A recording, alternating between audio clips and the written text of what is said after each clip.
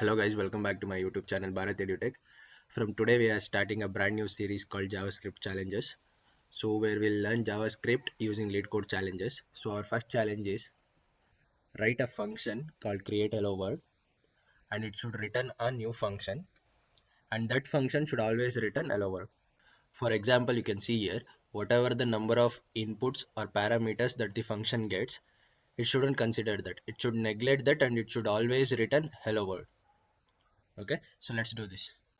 So now I have opened VS Code editor and created a file called helloworld.js. So now our first task is to write a function called createHelloWorld. So let's do that. So where createHelloWorld is a function. Okay. And the next task is it should return a new function. Okay. So this createHelloWorld function should return a new function. So let's return new function.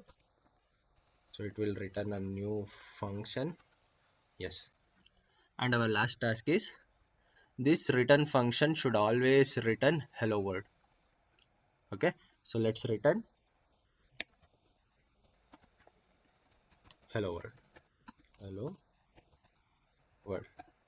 Okay, and this return function will take in arguments. It can take any number of arguments, but it should neglect that and always return hello world. Okay, so to pass any number of arguments we can use spread operator and I'll give the name as args. You can give any name, so I've just given it as args. Okay, so let's call this function var f is equal to create hello world. So I'm calling it.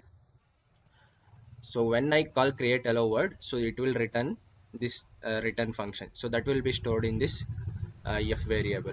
Okay, so let's call this return function console.log. So I'm calling this f function and here I can pass any number of arguments. So I'll pass as mentioned in the example null and 42. Okay, so let's console it and see. So to do that, open the terminal and in the terminal type node and the file name hello world.js and hit the enter and you can see it's returning hello world. So thank you guys, thank you for watching this video. See you in challenge 2 and don't forget to subscribe to the channel.